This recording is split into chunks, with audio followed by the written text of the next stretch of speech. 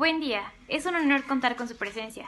La Escuela Preparatoria número 3 de la Universidad Autónoma del Estado de Hidalgo les da la más cordial bienvenida a su tercer Congreso Interpreparatoriano, ahora en su modalidad virtual, con la temática Educación Virtual, el nuevo desafío.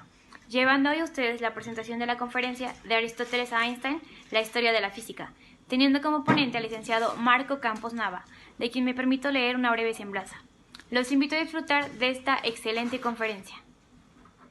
Licenciado Marco Campos Nava, maestro en Ciencias Matemáticas y Didáctica por la Universidad Autónoma del Estado de Hidalgo, y doctor en Ciencias en Física Educativa por el Instituto Politécnico Nacional. Es profesor de tiempo completo adscrito al área académica de Matemáticas y Física de nuestra universidad desde 2013 a la fecha, siendo además el responsable del Laboratorio de Física del Instituto de Ciencias Básicas e Ingenierías desde entonces. Ha publicado diversos trabajos de investigación sobre la enseñanza de las matemáticas y la física en revistas nacionales y del extranjero. Además, ha impartido talleres para profesores y participado como ponente en diversos congresos nacionales y en el extranjero. Hola a todos, me presento, mi nombre es Marcos Campos Nava, eh, soy doctor en Ciencias en Física Educativa y estoy adscrito al área académica de Matemáticas y Física del Instituto de Ciencias Básicas e Ingenierías de la Universidad Autónoma del Estado de Hidalgo. Y bueno, pues en esta ocasión estoy con ustedes en el marco del 43º aniversario de la preparatoria número 3 de nuestra universidad, pues para hablarles un poco sobre la historia de la física. En este caso, pues hemos titulado esta charla de Aristóteles a Einstein, la historia de la física. Entonces, pues vamos a empezar y vamos a empezar por el comienzo, ¿no? La física es una ciencia, como hay muchas otras, eh, y entonces una pregunta natural es, pues, ¿cómo empezó esto que llamamos ciencia, ¿no? Como la física, la química, las matemáticas? ¿Cómo es que el ser humano comenzó a interesarse por lo que después consideramos el conocimiento científico o las ciencias en general? Bueno, por supuesto que no hay una respuesta única o una respuesta que tengamos la certeza de que históricamente pues la ciencia empezó eh, de una manera en particular, pero es muy probable que esto que llamamos ciencia tenga que ver su origen pues con la evolución misma del cerebro humano. Aquí en la imagen mostramos justamente un poco esa idea de la evolución del ser humano a lo largo de muchísimo tiempo. Hizo que su cerebro fuera evolucionando al grado de que si bien en un principio nuestros antepasados, como podría ser el Australopithecus, el Homo habilis o el Homo erectus, se, o el hombre de Neandertal, que básicamente eran seres no muy diferentes a otras especies de animales, cuya motivación era simplemente sobrevivir. Es decir, este tipo de individuos buscaban básicamente la supervivencia, buscaban protegerse de sus depredadores, buscaban fuentes de alimento y no les interesaba alguna otra cosa. Fue hasta el surgimiento del Homo sapiens eh, que el ser humano tuvo la capacidad que nos diferencia en buena medida de otros mamíferos o de otros animales inclusive. Eh, si ustedes no se lo habían preguntado o si lo habían hecho, es bueno, por ejemplo, reflexionar respecto a qué nos hace como seres humanos, como Homo sapiens sapiens, qué nos hace diferentes a, por ejemplo, otros animales, ¿no? La capacidad de recordar queda claro que no, es decir, otros animales, otros mamíferos, por ejemplo, también tienen una buena capacidad de retención en su memoria a corto y a largo plazo. Digo, quien tenga mascota, queda claro que sus mascotas los reconocen, memorizan su rostro o algún otro aspecto, ¿no? Nos diferencia de otros animales la capacidad, por ejemplo, de poder hacer operaciones matemáticas. Definitivamente eso tampoco, ¿no? Poder sumar, poder hacer, por ejemplo, una operación aritmética muy básica. Ha habido muchos estudios donde algunas especies animales son capaces tanto de contar como de hacer un poco de cálculos primitivos. Entonces, eh, cuando nos preguntamos qué es lo que al ser humano lo diferencia de otras especies y que tiene que ver con esto, ¿no? Es decir, el ser humano fue capaz de construir algo que llamamos ciencia, algo que no han hecho otras especies animales, en buena medida debe tener que ver con su capacidad de contemplación, de observación y de reflexión, y en buena medida con el tratar de hacer algo que ninguna otra especie animal hace en este planeta, que es la predicción. El ser humano es capaz de predecir, de tratarse de adelantar a lo que va a ocurrir. Aquí vemos en esta lámina un monumento de allá de Inglaterra, muy conocido, en Stonehenge. Son estas piedras que de alguna manera fueron colocadas por seres humanos para representar algo. Existen varias teorías al respecto, ¿no? De qué es lo que pretendían los seres humanos de esta época. Estamos hablando de unos 3000 años antes de Cristo, es decir, estamos hablando de hace más o menos 5000 años que algunos seres humanos de esa época tuvieron la necesidad de hacer estas construcciones, de colocar estas piedras gigantescas por alguna razón. De entre las diferentes versiones o hipótesis que hay, es que este monumento en Stonehenge es un observatorio astronómico, ¿no? De alguna manera el ser humano contempló hacia el cielo, el ser humano primitivo, pero ya un ser humano con la capacidad de observar contemplativamente, reflexivamente, y de tratar de predecir y de darle respuesta a fenómenos que él observaba, en este caso fenómenos astronómicos tal vez. Entonces Stonehenge es un buen ejemplo de cómo es que el ser humano empieza a interesarse en explicar fenómenos de la naturaleza. Tal vez al inicio, como es bien sabido, con un pensamiento muy mágico, ¿no? Muy místico, pero ahí estaba ya incipiente el surgimiento de la ciencia y por supuesto de la física. Aquí, bastante más reciente, vemos una pintura egipcia que data de esta época, unos 1200 años antes de Cristo. Esta pintura en particular retrata otro aspecto muy importante bueno, que consideramos muy importante para el surgimiento de esto que llamamos ciencia, ¿no? De la física. En esta pintura antigua, pues realmente lo que vemos es la cotidianidad de esa cultura. Vemos hombres arando la tierra, vemos hombres que han domesticado animales que usan para arar la tierra y vemos básicamente que el ser humano ya domina en buena medida la agricultura y la ganadería. Esto, como es bien sabido, le permitió a las antiguas civilizaciones el poderse asentar, el poder dejar de ser nómadas y no estarse preocupando qué iban a comer día a día y cómo iban a sobrevivir.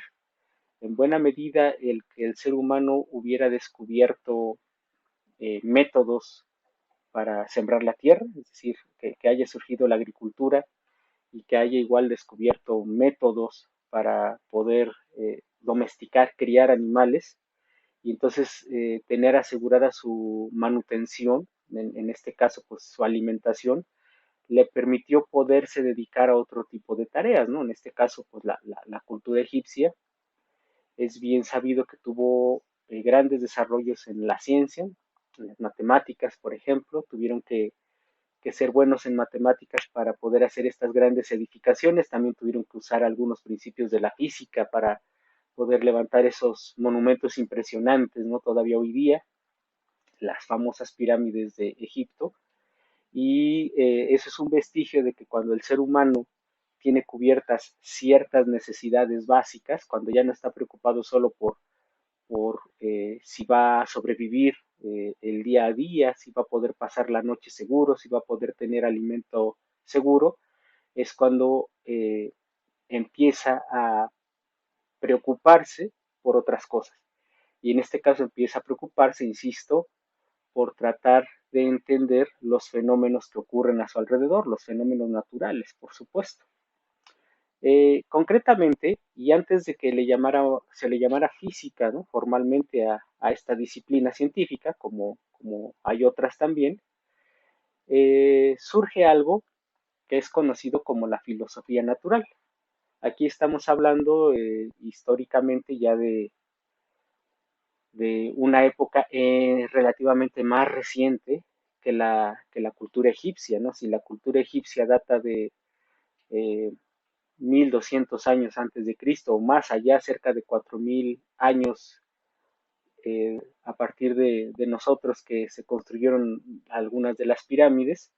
Aquí estamos hablando de la cultura griega, de la cuna de la filosofía occidental, y en este caso, un personaje muy conocido, Tales de Mileto, allí para ubicarnos en el tiempo, Tales de Mileto pues vivió, se cree, de acuerdo a los historiadores, pues por ahí de entre el 624 al 546 antes de Cristo, ahí sí estamos hablando de hace menos de 3000 años, y consideramos que con Tales surge lo que se le conoce eh, la filosofía natural, que sería algo así como que los orígenes de la física.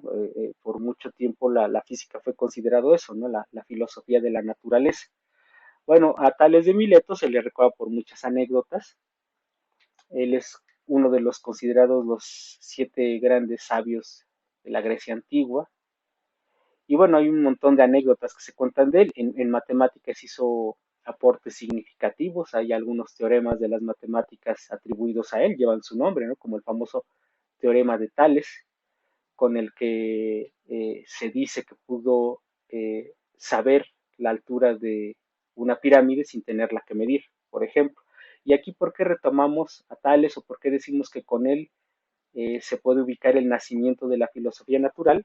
Bueno, sobre todo por estas ideas que tenía Tales de Mileto. Tales sugirió que existe una causa física más que sobrenatural, ¿no? Esto es algo muy importante, quitarle ese misticismo a las cosas, atribuirle a los fenómenos causas que se pueden explicar por la naturaleza misma, causas físicas, y dejar un poco al lado esta idea del misticismo que yo mencionaba hace algún momento, por ejemplo, con este monumento de Stonehenge. Eh, Tales consideraba entonces que deberían existir causas físicas que explicaran el porqué de los fenómenos de nuestro mundo. Y entonces él era de los que pensaba que había que buscar las causas físicas que determinaban cómo es que se comportaban las cosas. En este caso, por ejemplo, con Tales se deja de pensar que el hecho de que aparezca el sol todos los días o de que haya una época en la que hay lluvia y se puede a lo mejor sembrar, ese tipo de cosas, pues obedece a causas que se pueden explicar de manera natural y no pensar que eso ocurre porque hay un ser superior o alguna cuestión mágica que hace que llueva o que hace que salga el sol o pensar que el sol mismo podría ser a lo mejor una deidad, ¿no? Ese tipo de cosas empieza a pensar Tales de Mileto que realmente tienen una explicación. Aquí vemos una pintura, un cuadro muy famoso. Se conoce así como la Escuela de Atenas. Fue pintado por este pintor Rafael. La pintura es obviamente relativamente reciente. Aquí vemos la época en la que se hizo esta obra. Y básicamente en esta pintura lo que se trata de plasmar es, digámoslo así, el esplendor de esta cultura griega, de estos filósofos de los que tanto escuchamos hablar en la escuela, nos dicen nuestros profesores, lo vemos en los libros de texto a lo mejor, que fueron muy importantes para lo que es el conocimiento científico actual, ¿no? En esto, claro, estamos hablando de la cultura occidental, ¿no? Por supuesto que en otras civilizaciones, como a lo mejor eh, la civilización, los hindúes, los árabes, los chinos, tuvieron igual avances notables, pero en este caso nos estamos centrando en lo que consideramos el surgimiento de la física, como la filosofía natural, que fue con Tales de Mileto. Posterior a Tales de Mileto, surgieron otros grandes pensadores occidentales y de la misma cultura que Tales, en este caso griegos, y en este cuadro se retrata en el centro a Platón como el gran maestro, prácticamente considerado por muchos a lo mejor el padre de la filosofía, y a Aristóteles, el más importante de sus discípulos. Y vaya que Aristóteles tiene un papel muy importante en el desarrollo de la física. Bueno, este cuadro los plasma como, pues como se ve tal cual, ¿no? Como el maestro sabio, el maestro ya entrado en años, que tiene un gran conocimiento y que enseña a sus alumnos, al más importante que es Aristóteles, aunque realmente ellos tuvieron una relación no tan amistosa, digamos, como se podría ver en esta pintura, al menos en el terreno, digámoslo, de las ideas, ¿no? Es decir, eh, las ideas de Aristóteles y su maestro Platón solían ser contrastantes. Aristóteles, a pesar de haber sido discípulo de Platón, no estaba convencido del todo de la filosofía y de las ideas que le aportaba su maestro y muchas veces llegó a tratar de refutarlas. Bueno, para situarnos un poquito en contexto, por ahí de un siglo posterior, más o menos, a Tales de Mileto, podríamos hablar de Platón. Por allí los historiadores lo ubican que vivió en el periodo aproximadamente del 427 al 347 a.C. Y bueno, algo por lo que se le reconoce a Platón, es decir, lo más importante, un aspecto central de la filosofía de Platón, era que él consideraba lo siguiente, que la razón era suficiente para desentrañar los misterios del universo. Y bueno, ¿esto qué significa o a qué se refería este personaje, Platón, con esta frase? Él consideraba que al ser humano le bastaba y le sobraba con la razón, es decir, con el razonamiento. El ser humano era capaz de razonar y por medio de su razonamiento, por medio de su intelecto, era capaz, como dice Platón, de desentrañar los misterios del universo, explicar por qué del día, por qué de la noche, por qué de las estaciones del año, por qué de la luz, por qué de la oscuridad, el por qué existen sustancias como el agua, o sustancias como la tierra, o sustancias como el fuego. Él consideraba que todo, a través de la profunda reflexión del razonamiento y del intelecto, se podía explicar. Por supuesto, él no le atribuía causas místicas a los fenómenos naturales, pero él pensaba que esas causas se podían entender totalmente a través de la razón.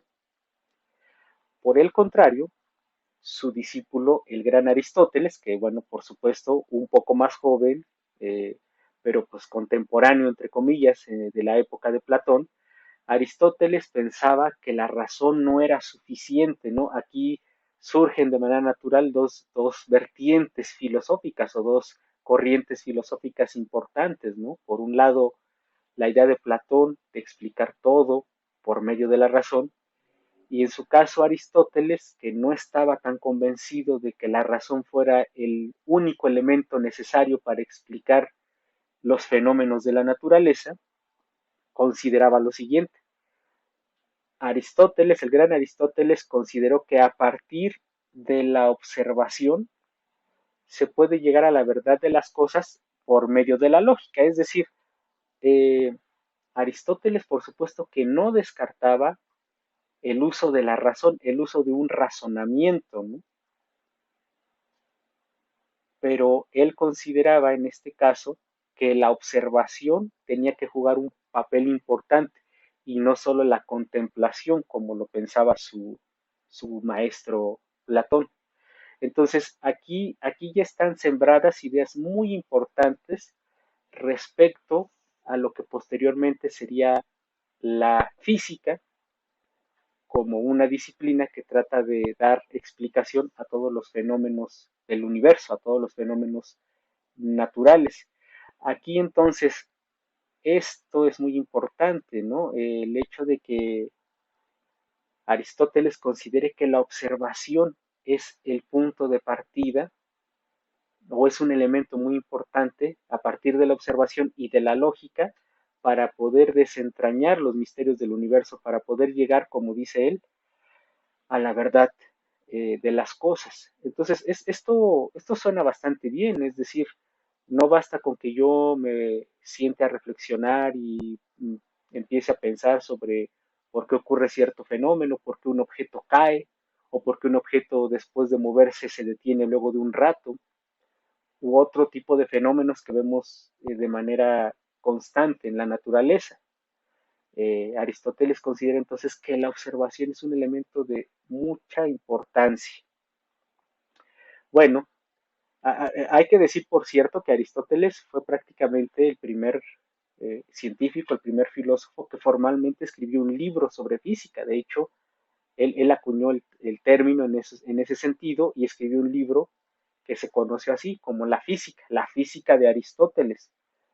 Esa teoría o las ideas que él plasma en ese tratado llamado La Física y conocido todavía hoy en día como La Física de Aristóteles, era prácticamente el libro de cabecera que durante varios siglos se utilizó para enseñar y para que las personas aprendieran sobre física. Aristóteles, a partir de esta idea de la observación, llegó a conclusiones interesantes. Aquí mencionaremos algunas, aquí está la primera de ellas.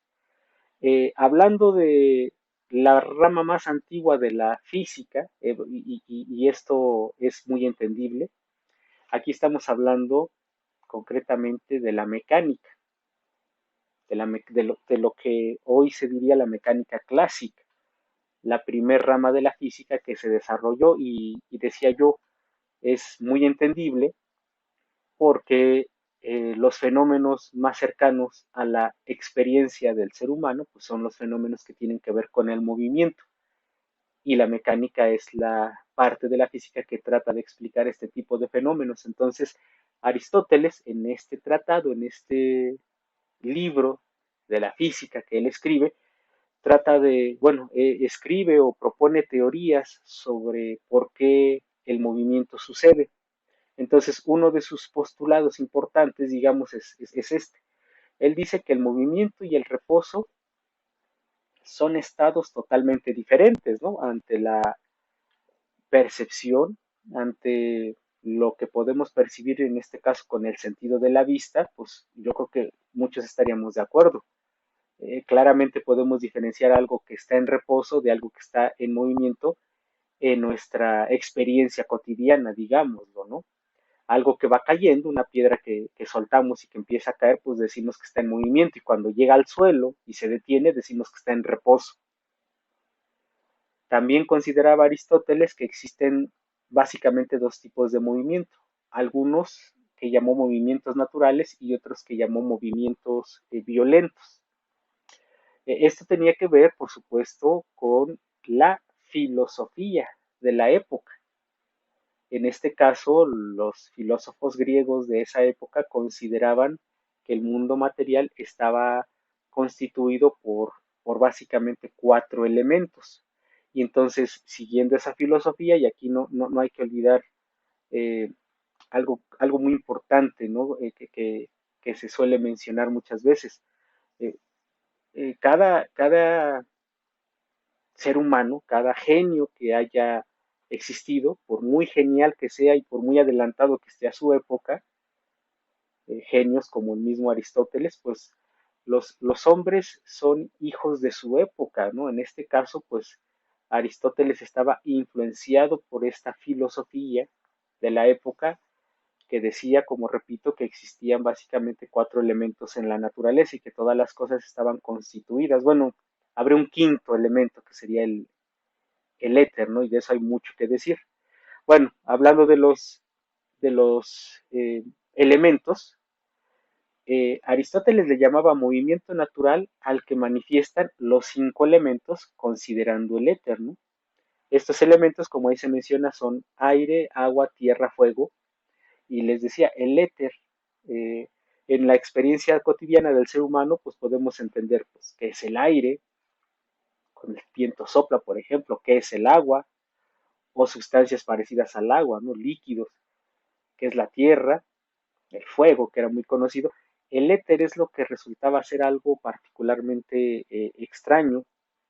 El éter tenía, tenía una naturaleza un tanto, aunque ya trataban de ser científicos que trataban de dar explicaciones a través de la lógica y en este caso a través de la observación, esa sustancia llamada o considerada éter no dejaba de tener como que su parte mística. Entonces, bueno, ¿a qué se refería Aristóteles con que el movimiento natural era el que manifestaban los cinco elementos? Bueno, por ejemplo, en el caso del aire, los objetos formados por aire o cosas parecidas al aire, es decir, los gases, eran sustancias livianas que tendían, por ejemplo, a subir, ¿no? Y en el caso de sustancias, en el caso de elementos como el agua, pues el agua tiende a fluir. En el caso de elementos como la tierra o los sólidos, tendían, por ejemplo, a caer. Eh, los griegos consideraban que el éter era una sustancia de la que estaban hechas las esferas celestes. Y para los griegos, que tenían toda una concepción de cómo estaba estructurado el universo, y eso es bien sabido, ¿no? Ellos consideraban que los cuerpos celestes, los planetas, la Tierra misma eran esferas y que estos objetos solían moverse en movimiento circular. Claro, en el caso de la Tierra consideraban que la Tierra particularmente estaba quieta y que todos los demás cuerpos, incluido el Sol, se movían a su alrededor. Entonces ellos consideraban que los cuerpos celestes estaban constituidos por una sustancia llamada éter, y dado que los cuerpos celestes se mueven en movimiento circular, para los griegos el movimiento perfecto, en la naturaleza no podía haber nada más perfecto que un círculo, desde el punto de vista pues, de las matemáticas, ¿no? Desde el punto de vista de la geometría, entonces consideraban que las cosas que estuvieran hechas de éter tendían a moverse dando círculos por los siglos de los siglos. Y bueno, lo que decía, el resto de los elementos manifestaban un movimiento ascendente como el aire y el fuego, o descendente como el agua y la tierra. Y la experiencia cotidiana parecía corroborar esto. Objetos ligeros, es decir, los gases, lo que se calienta, tiende a subir, y objetos más pesados, como el agua y la tierra, tienden a bajar. ¿Qué más ideas tenía Aristóteles sobre el movimiento? Bueno, él decía que el movimiento natural es la tendencia de cada elemento a ocupar su lugar en el universo hasta llegar al reposo. Esta es una idea muy, muy interesante y repito, en la experiencia, en la observación cotidiana es lo que nosotros podríamos asumir o concluir. Si efectivamente eh, un objeto sólido, lo dejamos caer y empezará a moverse y llegar a un punto en el que se deje de mover. Eh, el considerar que la tendencia natural de los objetos era moverse hasta llegar al reposo, como que atraídos hacia el centro de la Tierra, pues era parte de lo que se podía observar, pero también era parte de esta percepción, de esta cosmovisión que tenían en su época, de que la Tierra era el centro del universo. Entonces, cada objeto de manera natural trataba de ocupar su lugar. El fuego y el aire pues, ascenderán, el agua y la tierra descenderán hasta quedarse quietos. Y pues lo que esté hecho de éter se moverá y se moverá por los siglos de los siglos en movimiento circular. ¿A qué le llamaba entonces Aristóteles movimientos violentos? Él se refería a aquellos que se producían de manera no natural, que alejaban al cuerpo del lugar del que le era propio. Por ejemplo, lanzar una piedra, la piedra es un elemento de la tierra, lanzar una piedra hacia arriba, o sea, un objeto que debe ser atraído hacia el centro de la tierra, que debe ser atraído hacia abajo, lanzarlo hacia arriba como si fuera un objeto liviano como el aire, era un movimiento no natural. Así los consideraba a Aristóteles a los tipos de movimiento naturales, de acuerdo al tipo de sustancia del que estaba hecho el objeto, y violentos cuando algo externo interrumpía o rompía esa tendencia natural. Bueno, y consideraba Aristóteles que como todo efecto debe tener una causa, se deduce que el movimiento violento está siempre ligado con una fuerza. De hecho, hasta aquí estas ideas de Aristóteles para nada suenan descabelladas, a menos que uno ya haya tenido algún curso de física formal en la escuela, a lo mejor empiezan a aparecer ideas contrastantes con lo que nos enseñan nuestros profesores de física ya en la escuela.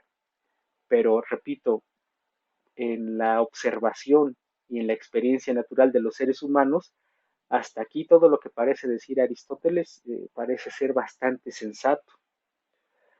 Para que haya movimiento tiene que haber una causa y esa causa es a lo que llamamos una fuerza.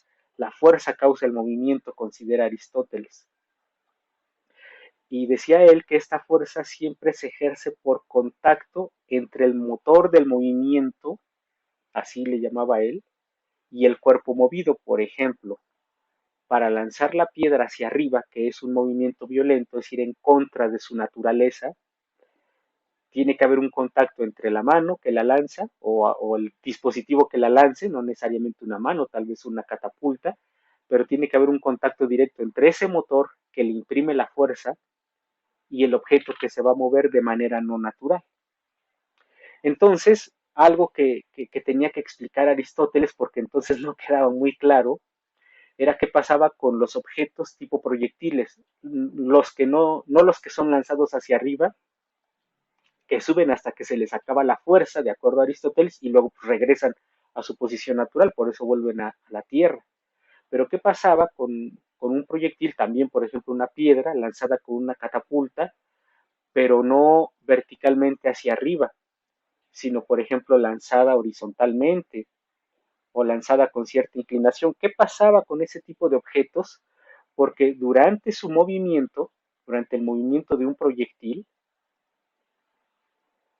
parece ser que hay partes, es decir, si fuéramos juiciosos, durante la trayectoria del proyectil que se va moviendo, pudiera parecer que se va moviendo porque algo invisible lo empuja, ¿no? Y entonces, ¿qué es lo que le transmite movimiento a ese objeto que ya no está siendo tocado por la mano, por la catapulta?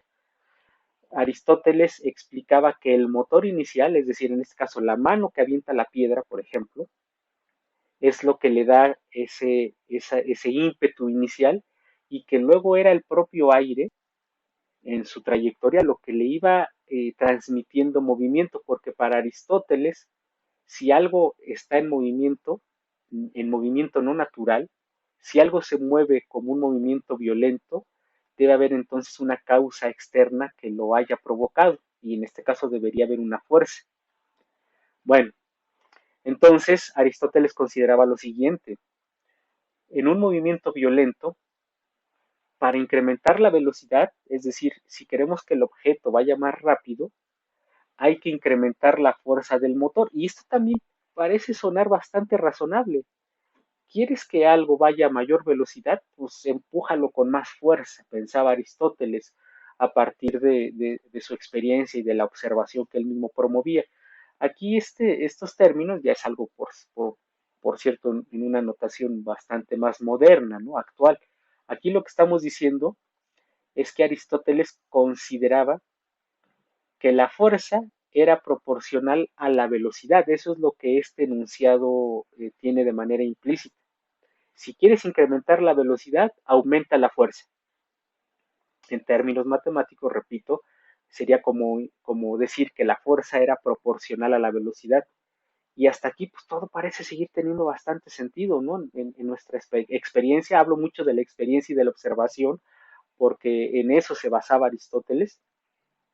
Y nosotros podríamos decir, pues es verdad, ¿quieres que algo vaya a mayor velocidad? Pues empújalo con más fuerza cada vez, incrementa ese motor que le da el movimiento para que vaya a más velocidad.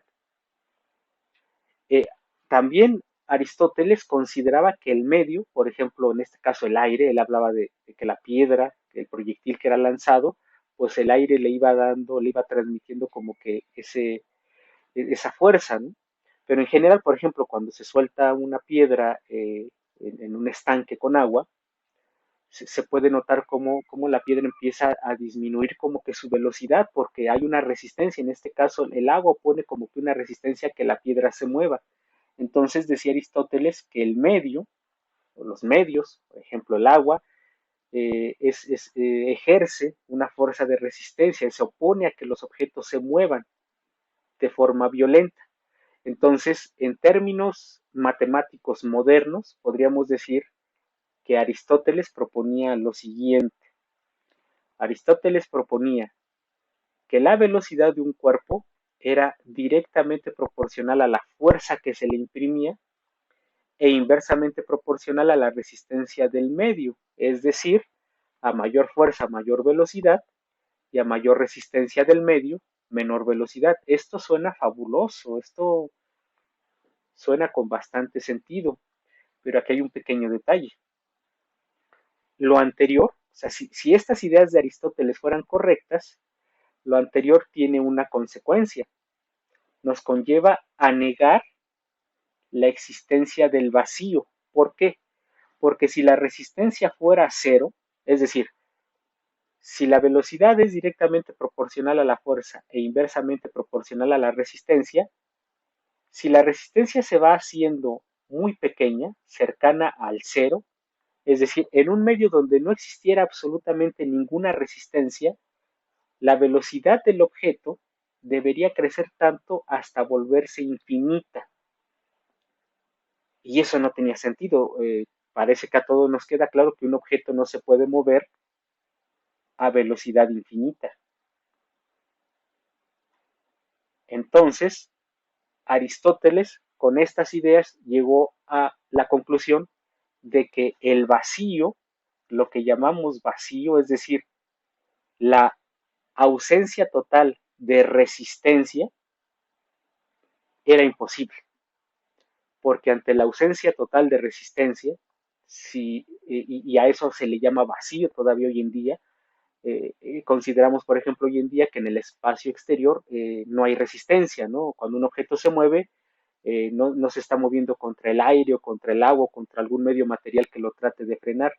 Entonces, en el vacío, consideraba Aristóteles, las cosas se deberían mover con velocidad infinita, no hay nada que los detenga, pero eso no tiene sentido. Eso significa que toda esta teoría, pues, de alguna manera, debería estar mal, o algo no estamos considerando de forma adecuada. En otras palabras, por muy sensato que suene, la velocidad no debe ser proporcional a la fuerza. Y de hecho, quienes han llevado algún curso de física, repito, al menos su primer curso, saben que la velocidad no es proporcional a la fuerza o la fuerza no es proporcional a la velocidad. La fuerza a lo que es proporcional es a la masa del objeto y la aceleración, pero tuvieron que pasar muchísimos años para que un personaje del que vamos a hablar un poco más adelante llegara a esa conclusión. Entonces, si la teoría de Aristóteles sobre el movimiento sonaba muy bien, si parecía explicar bien muchos fenómenos que observábamos en la naturaleza,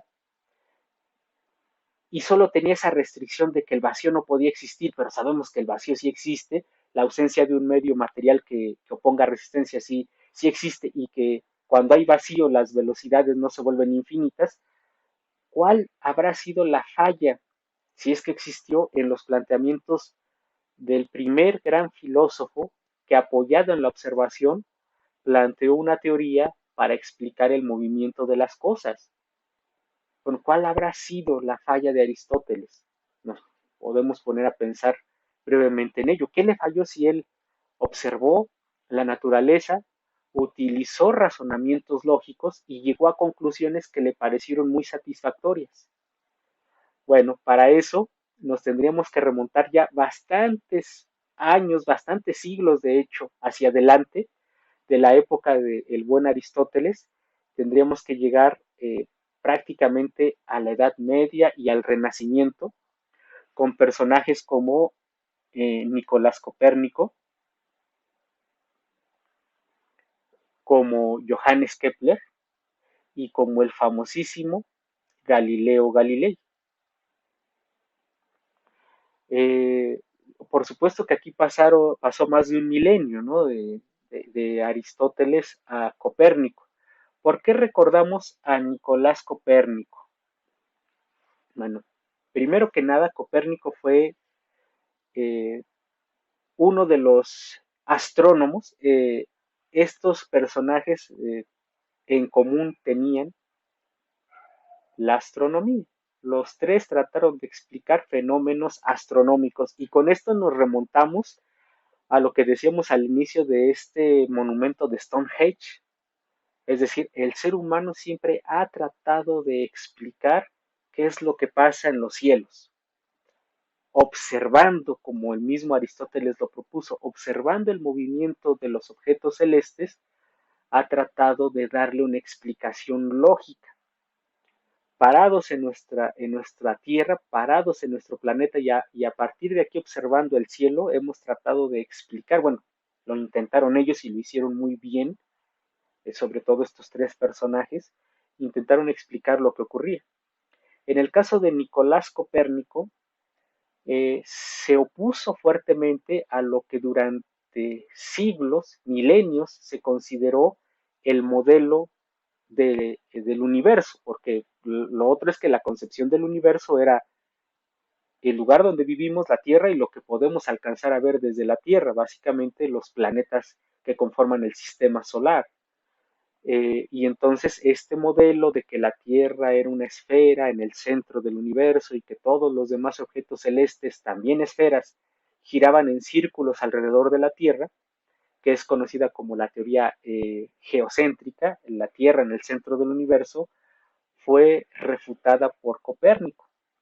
Copérnico se dio cuenta que habría una forma mucho más simple de explicar todos los fenómenos que se podían apreciar desde la Tierra y que en ese modelo que él proponía, la Tierra no podía estar quieta, que esto de tener la Tierra estática, la Tierra quieta como el centro del universo, obedecía, entre otras cosas, a esta filosofía, a esta cosmovisión que decíamos que tenían los matemáticos y filósofos griegos y astrónomos griegos, ¿no? Como Platón, Aristóteles y todos ellos, eh, que consideraban que hay cuerpos que son perfectos en la naturaleza, idealizaciones de esferas, idealizaciones de movimientos circulares, y la idea de que la Tierra tiene que ser, y el ser humano como especie tiene que ser el objeto central de la creación de algún ser superior, y entonces esa idea de quererlo posicionar siempre en el centro del universo conllevaba un montón de problemas. Incluso por allí un matemático, un geómetra griego, aquí no lo mencionaremos, como uno de los personajes importantes en el desarrollo de la física, pero bueno, hubo un matemático eh, griego de nombre Ptolomeo que compuso con matemáticas, con geometría, compuso la teoría geocéntrica tratando de explicar todo lo que parecía incluso que no encajaba con esta idea de que la Tierra era el centro del universo. ¿Y qué hace Copérnico? Copérnico dice, espérate, es que esto que hizo Ptolomeo de rebuscarle y rebuscarle por medio de las matemáticas y de explicaciones cada vez más complejas para seguir manteniendo a la Tierra como el centro del universo, si nosotros consideramos que la Tierra no es el centro del universo y que también está dando vueltas, que de hecho la Tierra y los demás planetas giran alrededor del Sol, las cosas se simplifican como se considera que ocurren de manera natural, ¿no? La naturaleza busca siempre lo más simple. Esa es una idea, tal vez no es una ley demostrada, pero eso es algo que ocurre cuando uno empieza a tratar de entender la naturaleza y observarla, que la naturaleza busca siempre lo más simple. Entonces Copérnico propone la teoría heliocéntrica, en la cual el Sol está en el centro del sistema, propiamente no el universo, sino simplemente del sistema solar, y los otros cuerpos, incluida la Tierra, los otros cuerpos celestes, giran alrededor de él. En órbitas circulares todavía pensaba Copérnico. ¿Qué ocurre con este otro personaje unos años después de Copérnico?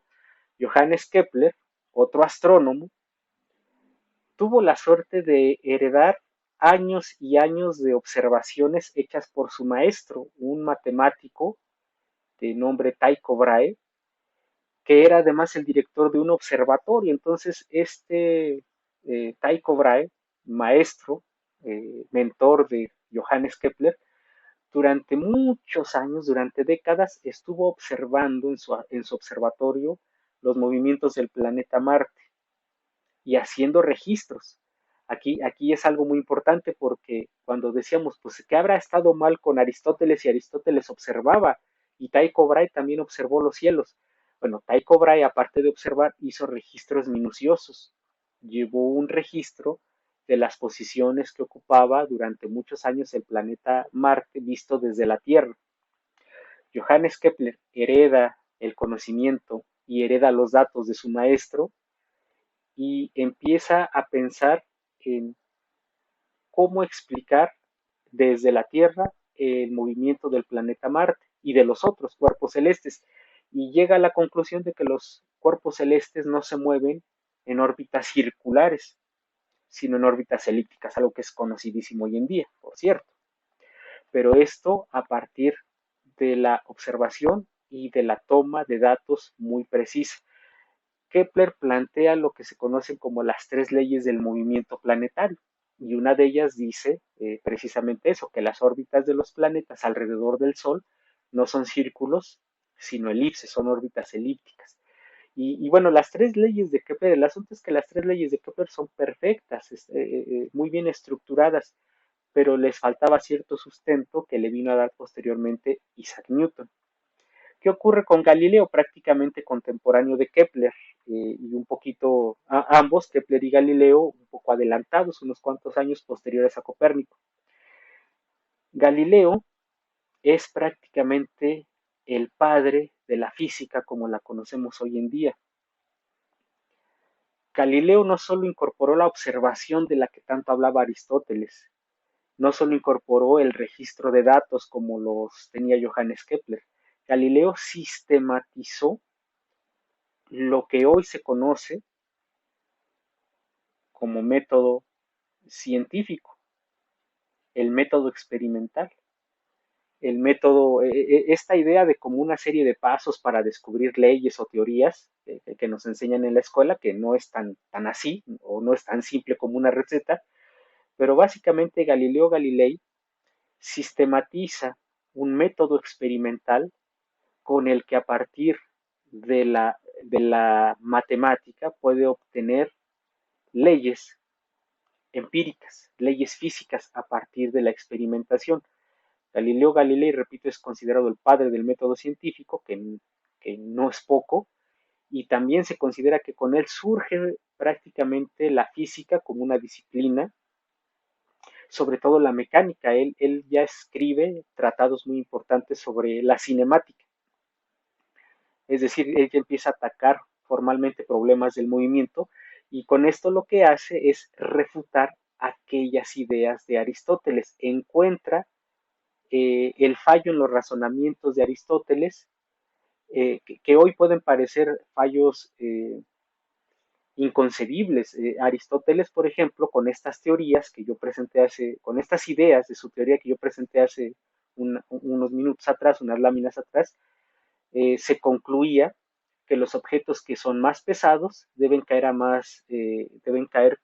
o ser atraídos con más fuerza que los objetos que son menos pesados, y por lo tanto Aristóteles, una de las cosas que concluyó con todos esos enunciados es que un objeto más pesado debía ir cayendo a más velocidad que un objeto menos pesado.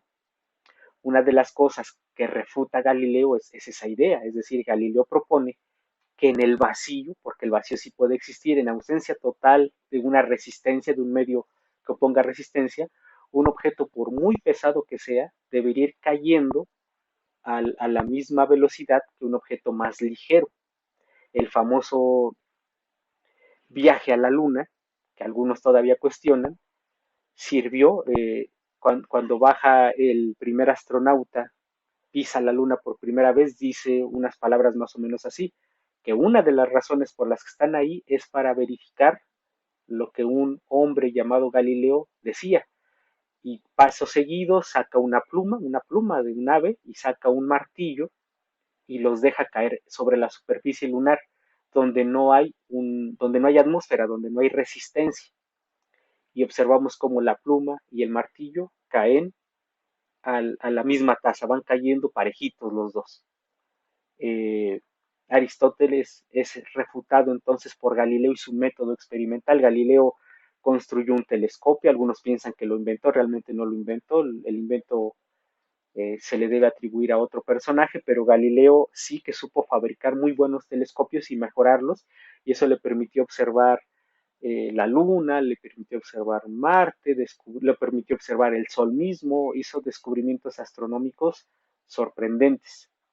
Aunque una de las cosas por las que se le reconoce mucho o se le recuerda mucho a Galileo es porque en uno de sus obras, Galileo escribió varios libros muy interesantes, pero uno que data de este año, 1623, llamado El Ensayador, es cuando lanza este párrafo que ya parafraseado y de forma muy sintética lo recordarán muchos porque seguramente algún profesor de física o de matemáticas se los habrá dicho, ya parafraseado lo que recordamos de Galileo y de esta cita, de este párrafo del libro del ensayador, es que Galileo fue uno de los primeros en hacer la observación de que para entender la naturaleza, para estudiar al universo, había que hacerlo por medio de las matemáticas.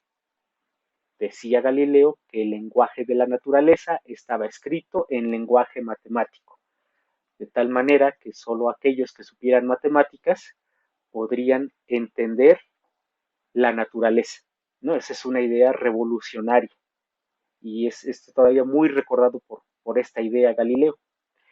Pero más allá de un telescopio y de la astronomía, hay que entender que en la astronomía es difícil pensar que en la astronomía uno hace experimentos en la Tierra, uno hace que dos carritos choquen aquí en la Tierra, ¿no? O incluso cosas más sofisticadas que carritos como dos partículas subatómicas hoy en día, pero uno en un laboratorio escolar, por ejemplo, hace que dos pelotitas choquen y a lo mejor puede medir sus velocidades antes y después del choque, pero uno no puede hacer eso allá arriba, uno no puede medir la velocidad de un cometa.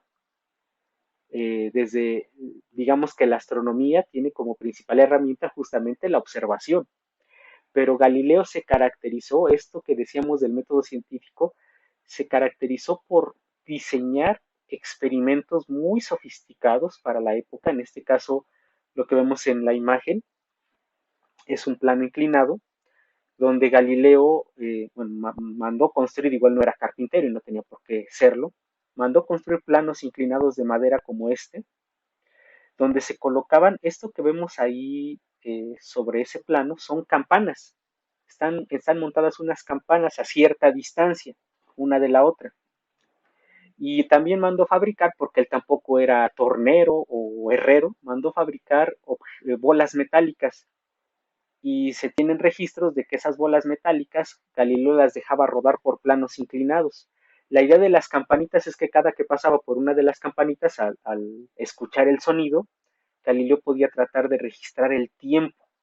Entonces, con Galileo algo que se volvió muy importante fue la medición. Al realizar experimentos, los métodos de medición deberían ser muy buenos. Galileo midió distancias y midió tiempos, y con experimentos como estos de los planos inclinados, además, él sabía que tenía que hacer varios experimentos. Él mandó fabricar planos inclinados de diferente longitud, de diferente altura, luego conectó planos inclinados unos con otros y dejaba siempre rodar esas pelotitas por los planos inclinados y medía distancias y tiempos. y con ello fue capaz, como él mismo lo decía en esa frase del ensayador, logró explicar en lenguaje matemático leyes de la mecánica que hoy en día son todavía muy vigentes. Una de las más importantes, que luego se convirtió en lo que hoy conocemos como la ley de la caída libre, que se la pudo arrancar literalmente a la naturaleza, algo que antes de Galileo nadie más había entendido, y por medio de estos experimentos llegó a una simple conclusión, pero importantísima. Llegó a la conclusión de que la distancia recorrida, llamámosle S a esa distancia, el espacio recorrido por estas esferas, era proporcional al cuadrado del tiempo. Y básicamente en esto se basa lo que hoy conocemos como la ley de la caída libre.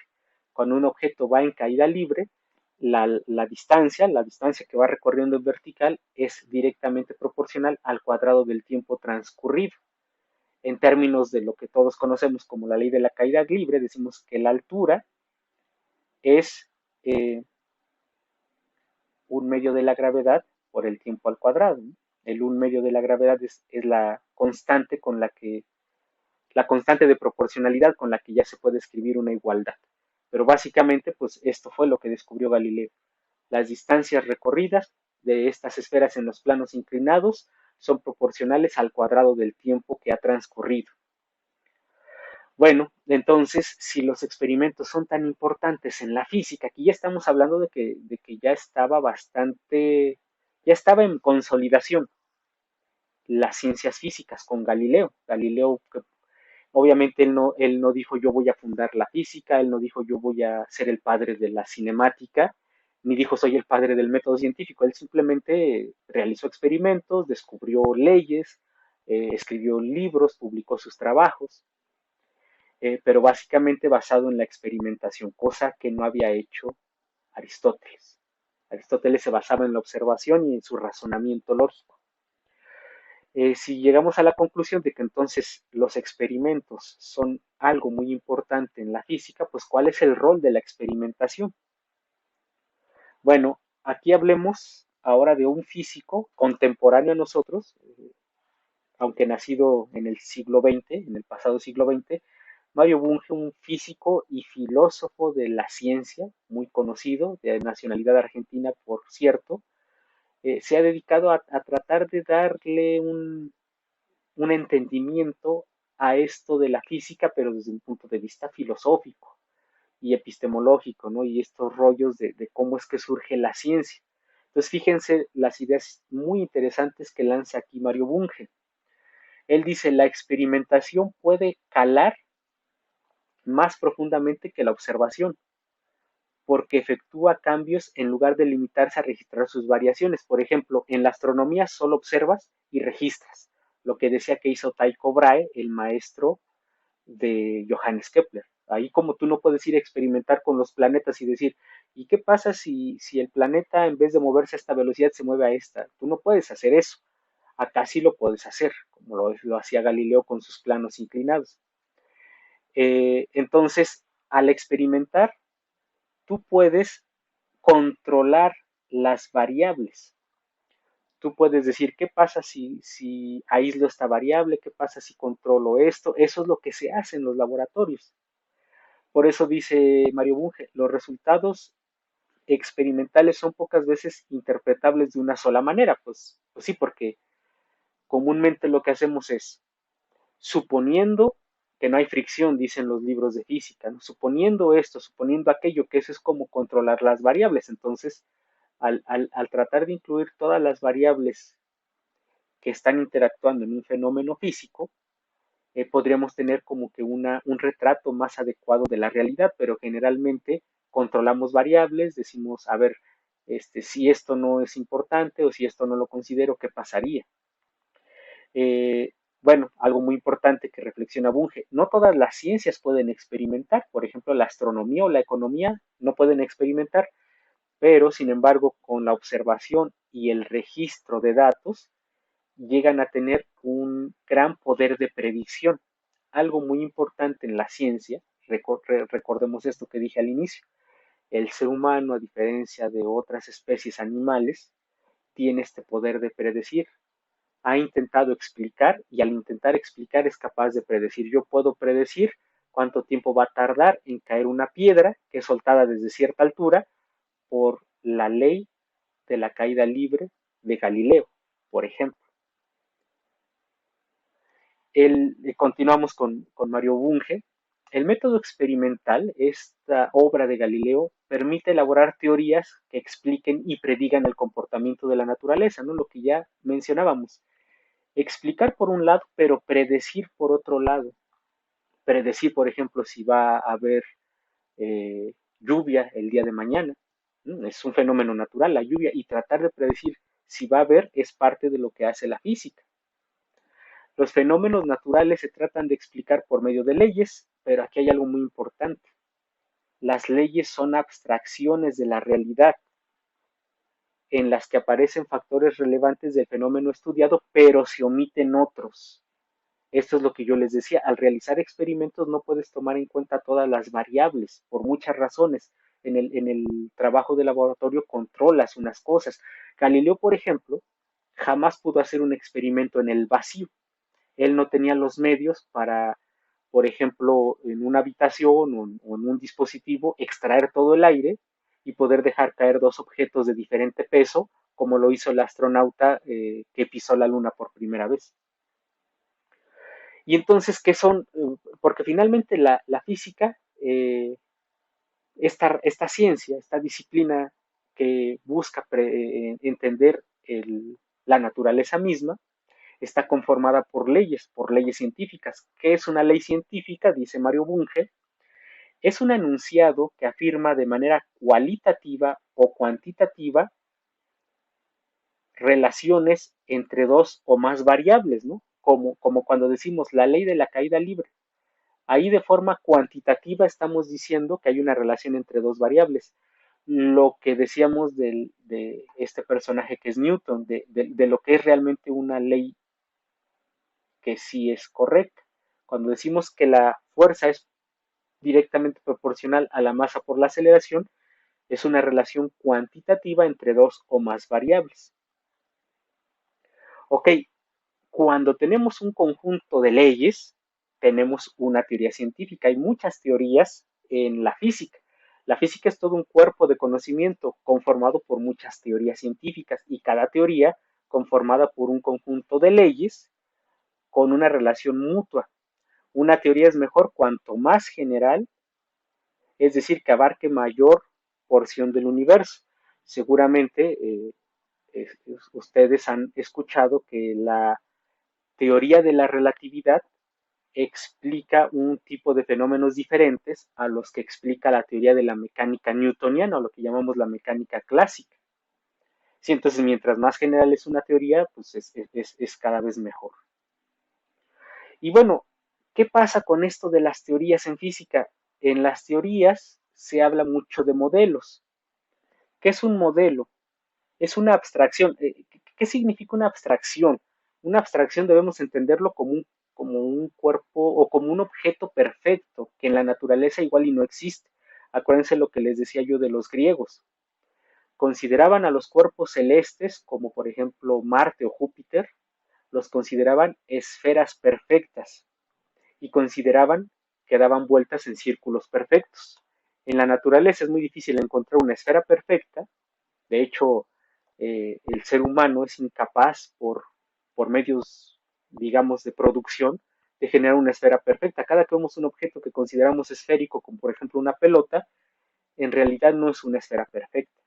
Es decir, en estos modelos de las leyes científicas se hacen idealizaciones. Estamos idealizando la realidad del fenómeno de estudio, pero no es la realidad misma. Y bueno, pues pensemos, por ejemplo, en los modelos atómicos. Estos modelos atómicos que surgieron a finales del siglo XIX y principios del siglo pasado trataron de explicar cómo está conformada la materia. Y estos fenómenos se han ido refinando poco a poco, ¿no? Por ejemplo, está el famoso modelo de Thomson, el de Budín de Pasas, que consideraban que la estructura atómica estaba conformada de esa manera. Pasamos por el modelo de Rutherford, ¿no?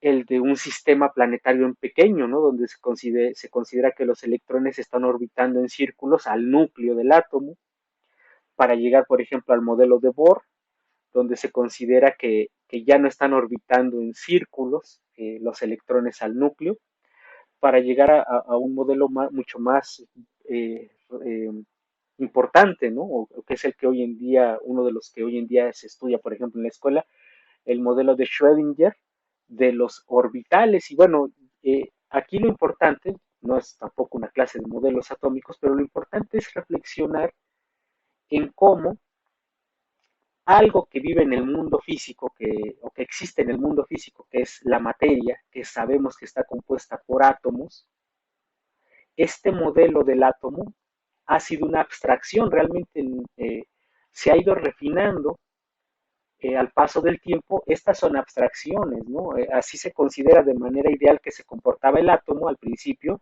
y luego fueron evolucionando hasta llegar a un modelo mucho más elaborado y complicado, ¿no? Usando igual, además de la física, las matemáticas.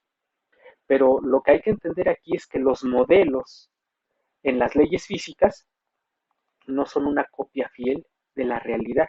Los modelos siempre serán abstracciones e idealizaciones, donde se consideraron unas cosas y se dejaron de considerar otra. Y consideramos que el modelo sirve si nos ayuda a explicar la naturaleza en ese momento. Y fue lo que pasaba con el mismo Aristóteles, aunque él propiamente no propuso modelos sobre algo, él propuso enunciados, él propuso ideas que explicaban el movimiento, y en su época lo explicaban bastante bien, y tuvieron que pasar siglos para que llegara entonces Copérnico, como dijimos, Kepler y Galileo, que con otras ideas revolucionarias explicaran mejor esa realidad.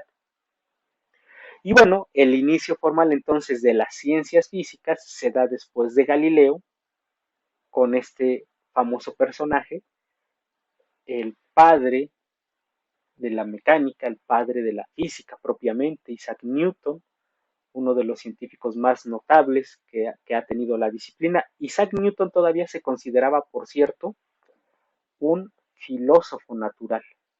Él se consideraba un filósofo de la naturaleza. Él no se llamaba a sí mismo físico. Y bueno, Isaac Newton, por supuesto que heredando la tradición de Galileo y de otros científicos, es el que sienta las bases de la física como una teoría científica en esta famosa obra conocida como Principios Matemáticos de la Filosofía Natural, donde básicamente desarrolla toda la teoría de la mecánica, y es donde da explicación de manera rigurosa y con matemáticas a fenómenos de los que había hablado Galileo antes, como la caída libre, o a fenómenos como el movimiento de los cuerpos celestes, de los que también Galileo y otros astrónomos anteriormente habían hablado. Lo más importante de Newton fue que él llegó a la conclusión de que las leyes que regían el movimiento de los objetos en la Tierra, el por qué la famosa manzana caía al suelo, eran las mismas leyes que explicaban o que regían el movimiento de los cuerpos celestes. La razón por la que la luna orbita la Tierra es la misma razón por la que la manzana cae del árbol, por decirlo en pocas palabras. Y bueno, después de Newton vinieron otros personajes muy importantes. En el caso de Thomas Young, él es recordado, y vean que ya estamos entrando a una época mucho más reciente, ¿no? Thomas Young, por ahí del siglo XVI y XVII, planteó un experimento bien interesante que hoy en día todavía fascina a la gente cuando lo conoce por primera vez. El famoso experimento de la doble rendija, en el cual, sin entrar mucho a detalle, porque tampoco es una clase de óptica, por ejemplo, en el cual Young hace pasar luz a través de superficies que tenían ciertas aberturas, ciertas rendijas, y la hacía impactar en una película, ¿no? Él trataba de entender, porque hay algo que ha fascinado no solo a los físicos, sino a los seres humanos, y es la naturaleza de la luz como un fenómeno natural.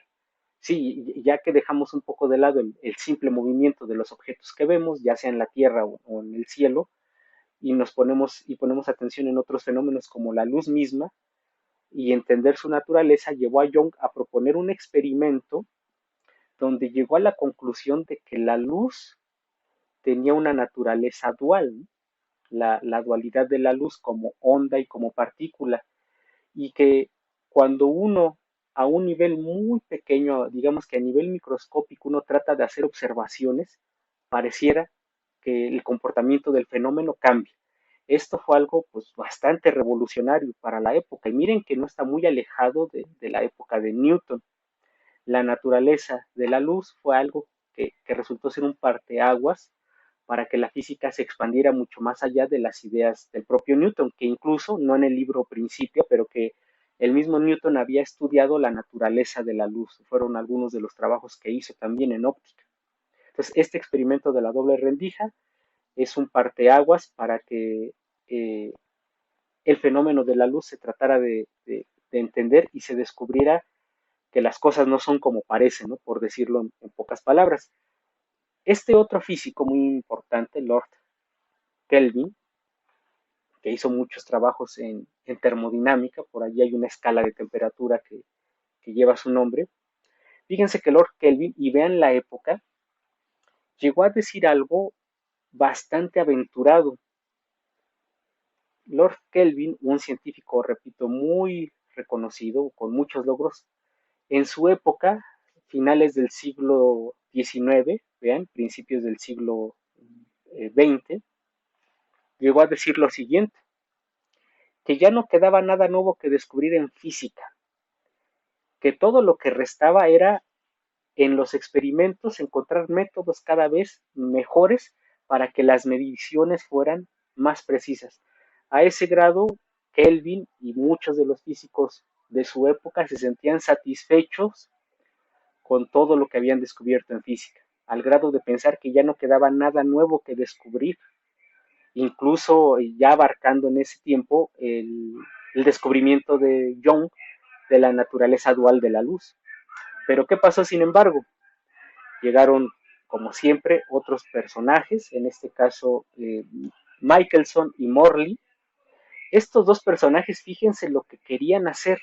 ¿Se acuerdan de esa idea de los griegos de la época de Aristóteles que pensaban que los cuerpos celestes estaban conformados de una sustancia llamada éter?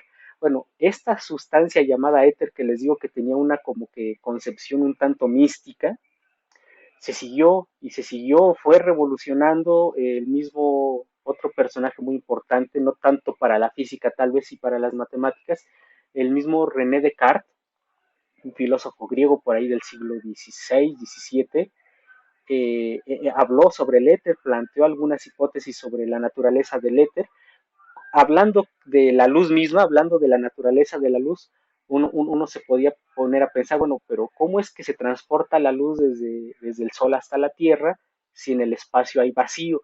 Y se pensaba que el éter jugaba un papel importante. Entonces, el mismo Albert Einstein estaba tal vez no 100% convencido, pero él mismo hablaba del éter. Él no refutaba la posible existencia del éter como un medio que estaba allí, ya tal vez no era de lo que estaban hechas las esferas celestes, como pensaba Aristóteles, pero sí era una cosa que estaba allí como que invisible en el universo, ¿no? En el espacio, y que a través de él, por ejemplo, viajaba la luz. Entonces, Michelson y Morley idean un experimento, otra vez la importancia de los experimentos en física. Idearon un experimento para demostrar la existencia del éter, y para ello construyeron algo que este tipo de dispositivos que están en los laboratorios de física se conocen como interferómetros, ¿no? Para tratar de medir propiedades de la luz. Y la interferencia de la luz es un fenómeno óptico.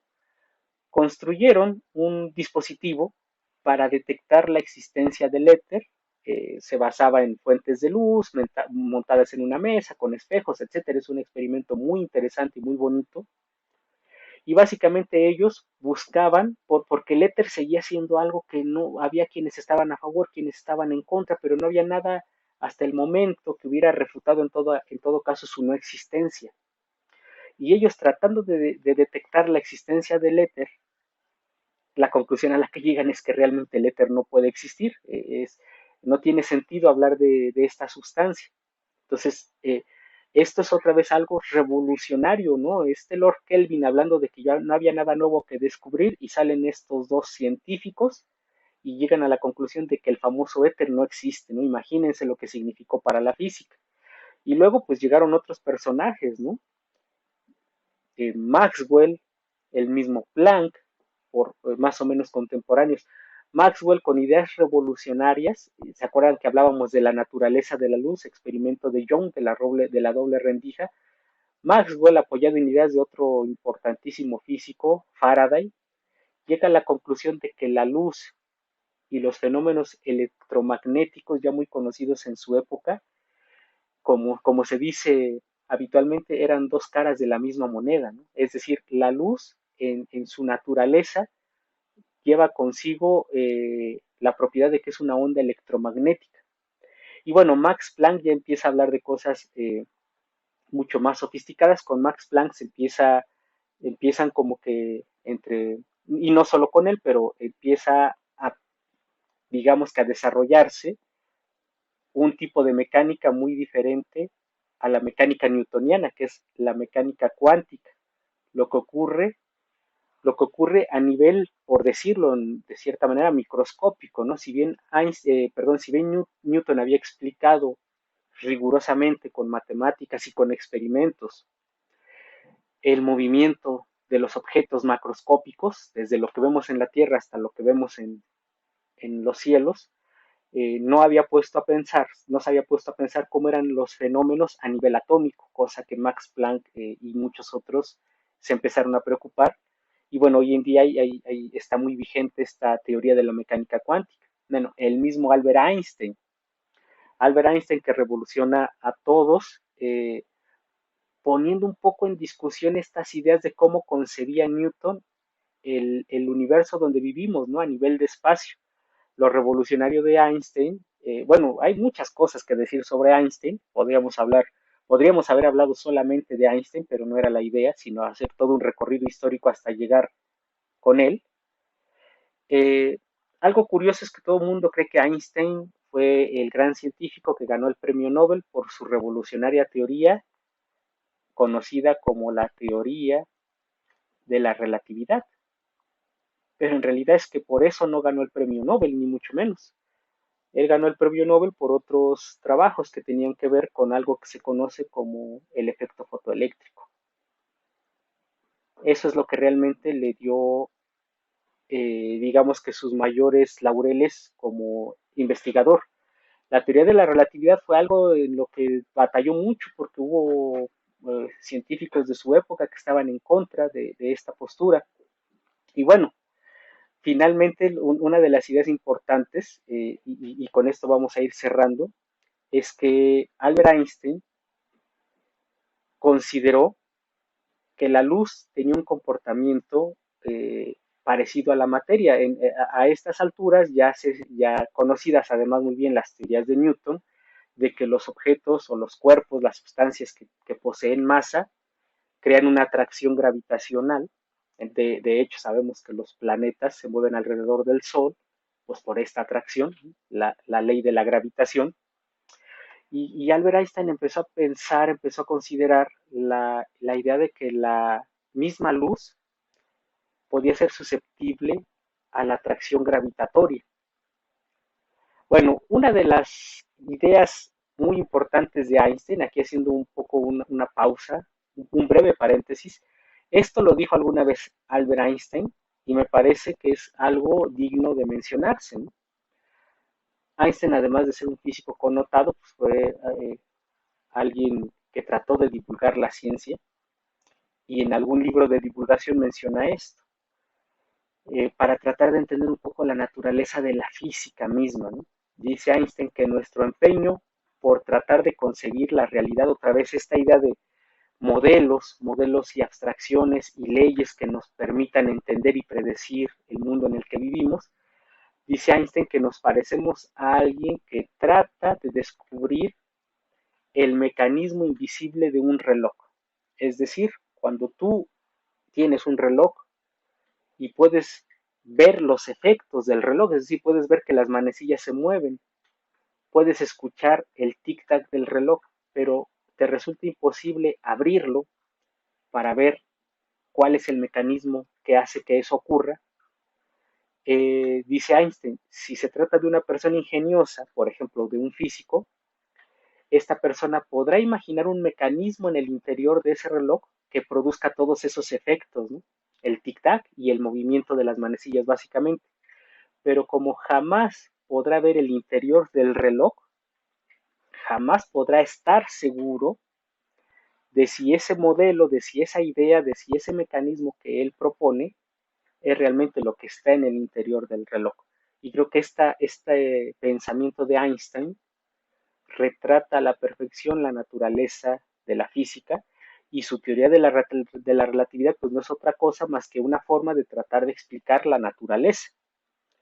Bueno, les decía que esta idea que él tenía de que la luz también era susceptible a los campos gravitatorios, bueno, diciéndolo en pocas palabras, que la luz era afectada por la masa.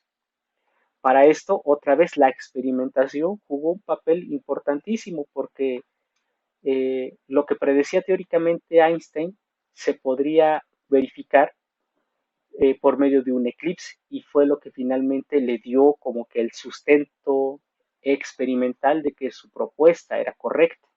Se tuvo que esperar a que hubiera un eclipse, tuvo que contactarse con un astrónomo, tuvieron que hacer ciertas mediciones y con eso llegaron a la conclusión de que la teoría de la relatividad era una predicción teórica acertada de lo que ocurría en la realidad. Y bueno, para terminar con este recorrido desde Aristóteles hasta Einstein, si se tuvieron que esperar a que hubiera un eclipse de sol para poder decir que experimentalmente era correcta la teoría de la relatividad de Einstein, también hay que tener en cuenta que lo que conocemos hoy como sistema solar y todos los planetas que lo conforman se fueron descubriendo poco a poco. Los telescopios no eran lo suficientemente potentes para poder observar, escudriñar nuestro sistema solar con más cuidado. Y si bien la ley de la gravitación universal de Newton nos permite entender el movimiento de los planetas y estar seguros de que las leyes de Kepler obtenidas por medio de datos de observación, de datos empíricos, eran correctas también, resulta ser que todavía por ahí de principios del siglo XX no se habían descubierto todos los planetas del sistema solar. Y de hecho, se sabía o se podía predecir que faltaban planetas por descubrir gracias a la teoría de la gravitación universal de Newton. Y en este caso, para cerrar, fíjense la fecha, 15 de marzo de 1930. Este es un extracto de un periódico español que se puede consultar en internet, no, pareciera que en internet todo se puede encontrar, pero encontrar periódicos escaneados de épocas antiguas, una especie de hemeroteca, no es tan fácil. En este caso yo encontré este periódico español llamado La Vanguardia y el 15 de marzo de 1930, aquí lo vamos a hacer grande, hay un apartado que dedica, ahí se ve ya en grande, al descubrimiento de un nuevo planeta. Y básicamente el descubrimiento de un nuevo planeta se debe o se debió en su momento a que, de acuerdo a las predicciones de una ley física, los planetas que ya se conocían, el último que ya se conocía, se tenía que mover de cierta forma. Y al no moverse de esa forma, eso indicaba que por ahí había otro cuerpo que estaba influyendo en él, probablemente otro planeta. Y así es como la astronomía, la observación, la experimentación, la toma de datos, el método científico, conforman lo que hasta hoy llamamos esta ciencia, que es la física y que a muchas personas les apasiona. Bueno, pues de mi parte es todo. Espero haya sido de cierto interés lo que les he platicado a nivel histórico y pues muchas gracias por su atención.